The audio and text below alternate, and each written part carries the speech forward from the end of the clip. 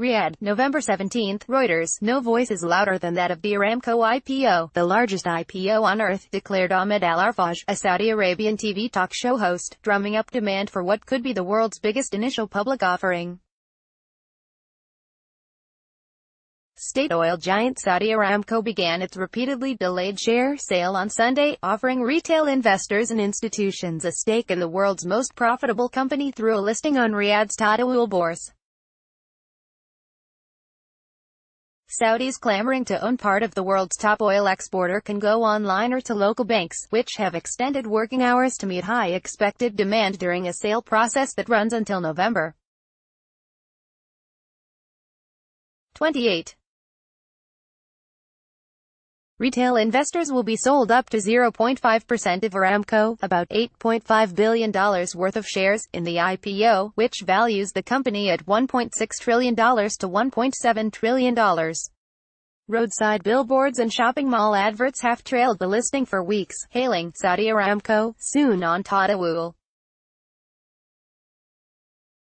On social media, in cafes and at family gatherings across the country, it has dominated conversations.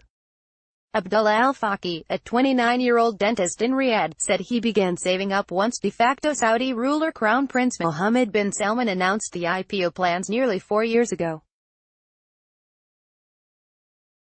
"I will invest in the company for the long term," he told Reuters. "I will get bonus shares, and with the profits I will buy more shares. It is a once-in-a-lifetime opportunity." The marketing blitz contrasts with the other bumper share sale this month, the secondary listing of Chinese retail titan Alibaba in Hong Kong, a city gripped by protests.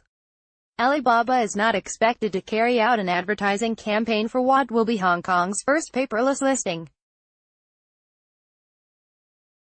Lending boom in Saudi Arabia. Retail investors will be entitled to one bonus Aramco share for every 10 they buy if they hold on to their stock for at least 180 days. Up to 5 million people are expected to participate, local media reports. Tens of thousands of Saudis were seeking to invest on behalf of all their dependents, to increase the number of shares they can buy, two bankers told Reuters. Saudi banks are also marketing loans, with some offering 4 times the usual limits, two other financial sources said, adding that they are able to do so as they will hold the stock on behalf of clients so have it as security. A 37-year-old government employee who declined to be named said his bank offered him an interest-free loan repayable within 3 weeks, but that he planned to use his savings instead. Riyadh oil rush Aramco said on Sunday it plans to sell 1.5% of its shares, or about 3 billion shares, at an indicative price range of 30 to 32 riyals, valuing the IPO at as much as 96 billion riyals, $25.6 billion, at the top end of the range. It could beat Alibaba's record $25 billion IPO in 2014. A member of the kingdom's highest religious body, the Council of Senior Scholars, said during a weekly Friday radio show that investing in Aramco was permissible. Aramco is a pillar of the Saudi economy, Sheikh Abdullah Al Malak told a caller asking about the offering. "I think even the scholars, we will participate in it. The government has been pushing rich Saudis to invest with cash held abroad, with many viewing it as an opportunity to show their patriotism after a September attack on Aramco facilities that struck at the heart of the kingdom's energy industry." Washington and Riyadh blamed regional rival Iran for the attacks, which temporarily cut more than 5% of global oil supply. Tehran has denied any involvement.